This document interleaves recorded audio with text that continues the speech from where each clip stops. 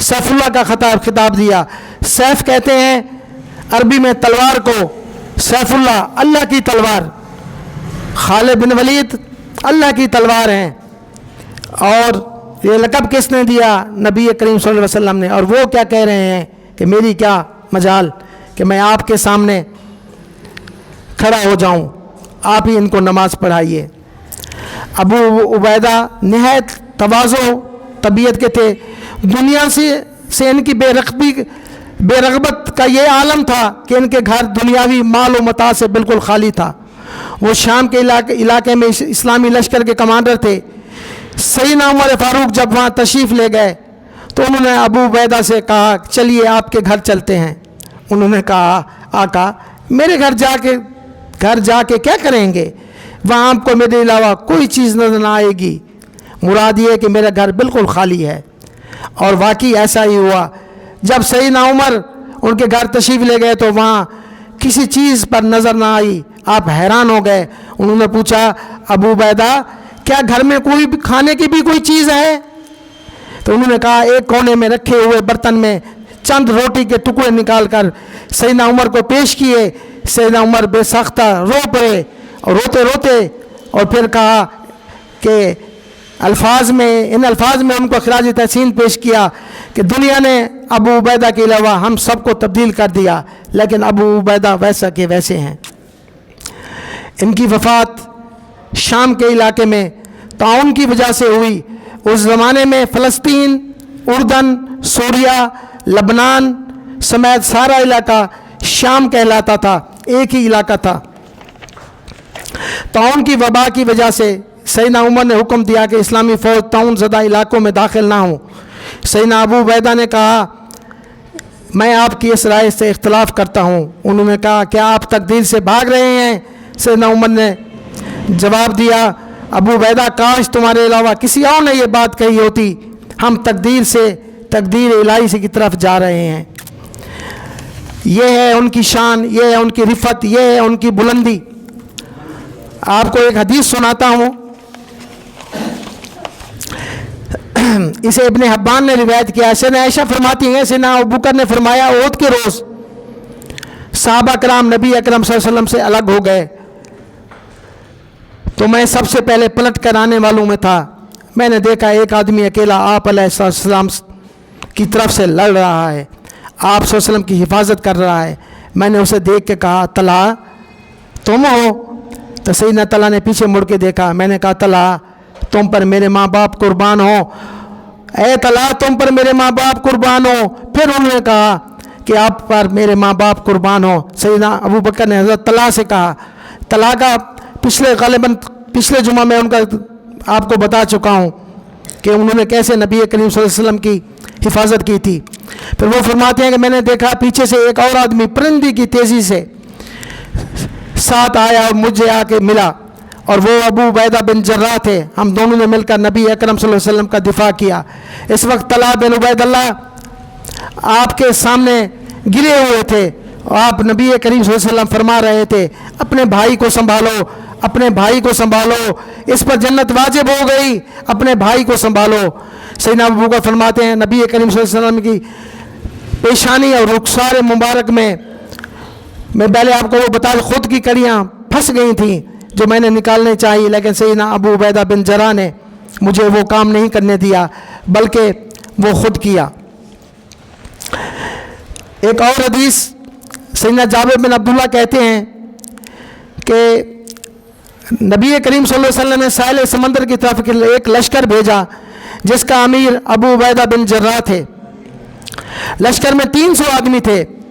ہم مدینہ سے نکلے، ابھی راستے ہی میں تھے کہ خرد و نوش کا سامان ختم ہو گیا.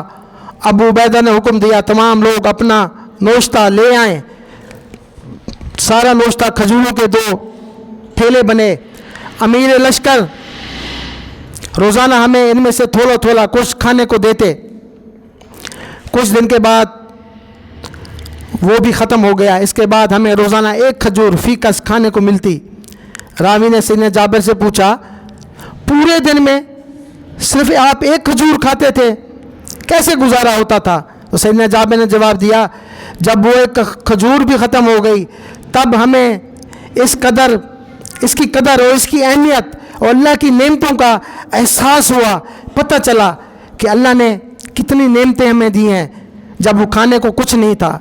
تمام چیزیں ختم ہونے کے بعد ہم نے خوراک کی تلاش کے لیے سمندر کی طرف گئے، وہاں ایک بہت بڑے ٹیلے جیسی مچھلی آ رہی تھی، اسے پکڑا اور سارا لشکر 18 روز تک اس کا گوشت کھاتا رہا۔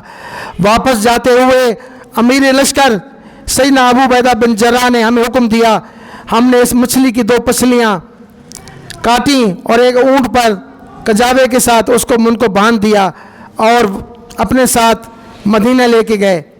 جب اللہ کے نبی صلی اللہ علیہ وسلم کی خدمت میں حاضر ہوئے تو اللہ کے نبی صلی اللہ علیہ وسلم نے کہا، ابو عبیدہ، اللہ نے کیسی آپ کی مہمان نوازی کی؟ تو وہ کہتے ہیں کہ میں حیران رہ گیا کہ اللہ کے نبی صلی اللہ علیہ وسلم یہ کیا کہہ رہے ہیں۔ پھر اللہ کے نبی صلی اللہ علیہ وسلم نے کہا، ہمارے لیے بھی لائے ہو؟ تو میں پھر سمجھ گیا کہ اللہ نے آپ علیہ الصلوۃ والسلام کو بھی خبر دے دی ہے جبرائیل سے، جو ہم نے وہ مچھلی پکڑی تھی خود بھی کھائی اور پھر اس میں سے کچھ لے کے بھی آئے تھے۔ تو اللہ کے نبی نے ان کو پہلے ہی کہا تھا کہ اللہ نے کیسی آپ کی مہمان نوازی کی۔ یہ ہیں وہ لوگ جو پرفیض نبوت لوگ ہیں، جن کی مہمان نوازی اللہ تعالیٰ خود کرتے ہیں اور ان کے لیے اہتمام کر دیتے ہیں کہ یہ لوگ آ رہے ہیں، ان کا انتظام کیا جائے، ان کا استقبال کیا جائے۔ تو اللہ کے نبی صلی اللہ علیہ وسلم نے ابو عبیدہ بن جراح کو ایک نہیں کئی مرتبہ کہا، وہ ابو عبیدہ فی الجنہ، ابو عبیدہ فی الجنہ۔ یہ 10 مبشرہ میں سے ہیں اور اللہ کے نبی صلی اللہ علیہ وسلم کے بہت ہی جانثاروں میں سے ایک ہیں۔ سیدنا انس فرماتے ہیں کہ یمن کے شہر نجران سے عیسائیوں کا ایک وفد نبی کریم صلی اللہ علیہ وسلم کی خدمت میں حاضر ہوا۔ واپس جاتے ہوئے انہوں نے درخواست کی کہ ہمارے ساتھ کوئی اپنے میں سے جو آپ کے پاس جو بہترین آدمی ہو وہ ہمارے ساتھ روانہ فرمائیے، جو ہمیں دین کی تعلیم دے۔ تو نبی کریم صلی اللہ علیہ وسلم نے فرمایا، میں آپ کو ایک ایسا آدمی دیتا ہوں جو ہر معاملے میں مکمل ہے اور بہترین انسان ہے۔ تو انہوں نے ابو عبیدہ بن جراح کو ان کے ساتھ روانہ کیا۔ یہ ہے ان کی شان، یہ ہے ان کی آن۔ اسی لیے تو اللہ کے نبی صلی اللہ علیہ وسلم فرماتے تھے کہ کسی نے اگر دنیا میں چلتا پھرتا جنتی دیکھنا ہے تو ان 10 صحابہ میں سے کبھی کسی کا نام لیتے، کبھی کسی کا نام لیتے۔ آپ فرماتے جنت ان کے منتظر ہے، یہ جنت کے باسی ہیں، یہ جنت کے مہمان ہیں جو یہاں آئے ہوئے ہیں، ان کے مکی، یہ جنت کے مکی ہیں، جنت ان کی ہے۔ بالکل اس میں کوئی شک نہیں ہے کہ جنت کی رونقیں اگر ہیں تو وہ محمد کریم صلی اللہ علیہ وسلم کے صحابہ کرام ہیں، جنہوں نے نہ آن دیکھی، نہ تان دیکھی، نہ اپنے عزیز و اقارب کو دیکھا۔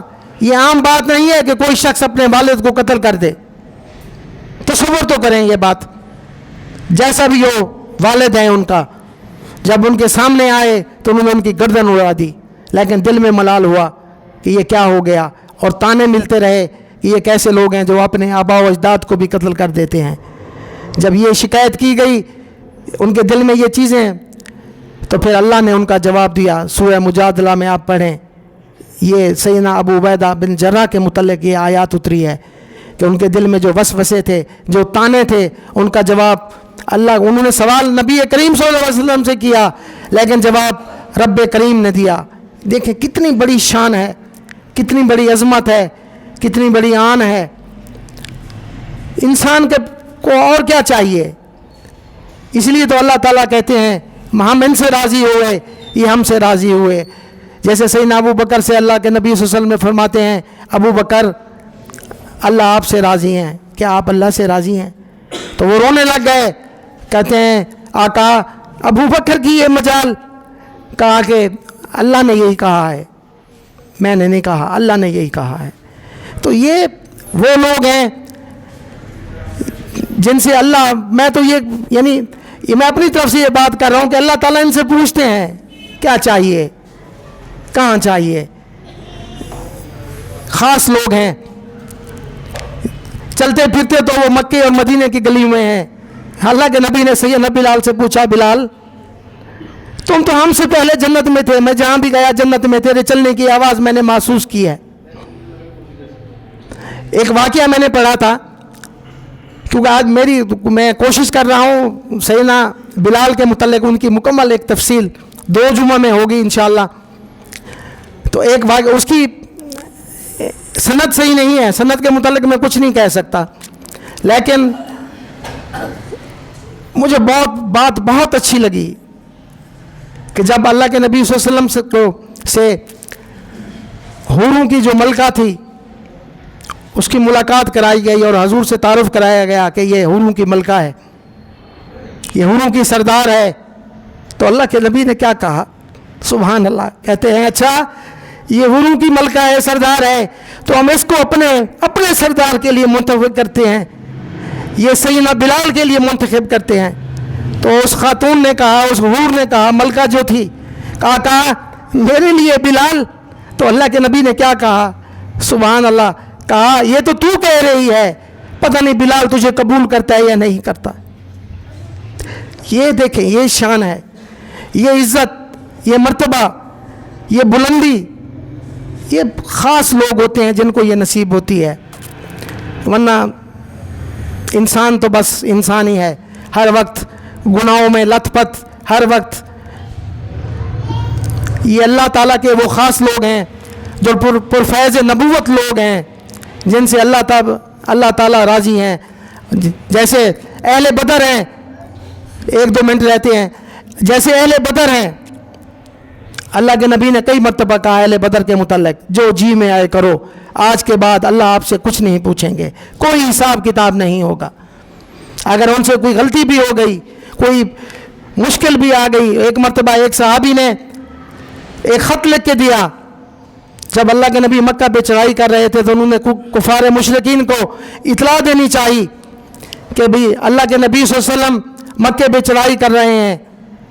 تو اللہ نے جبرائیل کے ذریعے بتا دیا نبی کریم صلی اللہ علیہ وسلم کو کہ اس شخص نے ایسے ایک عورت کو خط دیا ہے، وہ خط لے کے مکہ جا رہی ہے.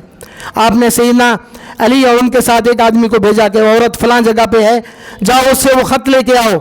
جب وہ اس عورت کے پاس پہنچے، اس کو کہا کہ تمہارے پاس ایک خط ہے. اس نے کہا نہیں میرے پاس نہیں ہے. اس نے کہا نہیں دو. اس نے کہا نہیں تلاشی لیتے ہیں. تلاشی لی کہ خط نہیں تھا. پھر سیدنا علی نے کیا خوب بات کہی، کہا ہمیں اس نے کہا ہے جن کو خبریں اللہ کی ذات دیتی ہے، جو آپ غیب کی خبریں دیتے ہیں، وہ ذات کبھی نہیں ایسی بات کر سکتی جو نہ ہو. تمہارے پاس خط ہے، اگر خط نہیں دو گی ہم تمہارے کپڑے اتار کے تمہیں ننگا کر دیں گے، دے دو وہ خط. پھر اس عورت نے وہ خط نکال کے دیا. جب وہ خط مدینے میں آیا تو اللہ کے نبی صلی اللہ علیہ وسلم نے اس صحابی کو بلایا کہ تو نے ایسا کیا. وہ خاموش ہے گئے، رونے لگ گئے. پھر اللہ کے نبی نے کہا تو نے ایسے کیا. انہوں نے کہا آقا ہو گیا مجھ سے. کہا ایسا کیوں ہوا؟ کہا کہ آپ سب لوگوں کے رشتہ دار وہاں ہیں، میرا وہاں کوئی نہیں ہے، میرے بیوی بچی ان کے پاس ہیں. میں اس لیے ان کو اطلاع دی کہ اسی بہانے میرے بیوی بچوں کو وہ چھوڑ دیں گے. تو سیدنا عمر نے کہا کہ انہوں نے ہم سے غداری کی ہے، لہٰذا ان کی گردن اتار دیں، حکم کریں. تلوار اٹھا لی تو اللہ کے نبی صلی اللہ علیہ وسلم کے آنسو آ گئے. آپ نے فرمایا عمر کیا تم جانتے نہیں یہ بدر والے ہیں؟ بدر والوں کے اللہ کے متعلق اللہ تعالیٰ نے کیا کہا ہے کہ آج کے بعد جو جی میں آئے کرو، آپ سے کوئی حساب نہیں لیا جائے گا. یہ تو بدری ہیں. دیکھیں کتنی بڑی شان ہے. ان سے ایک غلطی ہوئی، اللہ کے نبی نے صرف یہ بات کہہ کے بات ہی ختم کر دی کہ یہ تو بدری ہیں. اور بدریوں کے متعلق اللہ نے کیا کہا ہے. اور اسی بدر میں سیدنا ابو عبیدہ بن جراح بن عامر نے اپنے والد کو قتل کر دیا تھا. تو اس قتل کے بدلے ان کے دل میں جو ملال تھا اس کا جواب اللہ نے اپنی کتاب مقدس میں دیا. سورہ مجادلہ آپ جائیں گھر میں پڑھیں، دیکھیں حیران رہ جائیں گے کیا شان، کیا عزت، کیا رفت دی ہے اللہ تعالیٰ نے. اللہ تعالیٰ سے دعا ہے اللہ تعالیٰ ہمیں نبی کریم صلی اللہ علیہ وسلم کے جان نثاروں کی سیرت کو سمجھنے اور ان پہ عمل کرنے کی توفیق عطا فرمائے. یہ وہ لوگ ہیں جو پرفیض نبوت لوگ ہیں. اور یہ جنت کی رونقیں ہیں، جنت کے باغ ہیں، جنت انہی کے دم سے ہے۔ اللہ تعالیٰ سے دعا ہے اللہ تعالیٰ ہمیں پڑھیں اور سمجھنے اور اس پہ عمل کرنے کی توفیق عطا فرمائے۔ ہمارے رشتہ دار، عزیز و اقارب، والدین، دوست جو اس دنیا سے رخصت ہو گئے ہیں، اللہ ان کی قبروں پہ رحمتیں فرمائے، اللہ ہمارے گناہوں کو معاف فرما دیں، ہمیں صراط مستقیم عطا فرمائے۔ کسی انسان میں یہ طاقت نہیں ہے کہ وہ گناہوں سے بچے سوائے اللہ ماشاء اللہ۔ اللہ اپنے رحمت سے ہمیں بچائیں۔ اللہ تعالیٰ ہمیں اور ہمارے رشتہ دار، عزیز و اقارب جو یہاں موجود ہیں، سب پہ اپنا کرم فرمائیں۔ وما علینا البلاغ المبین۔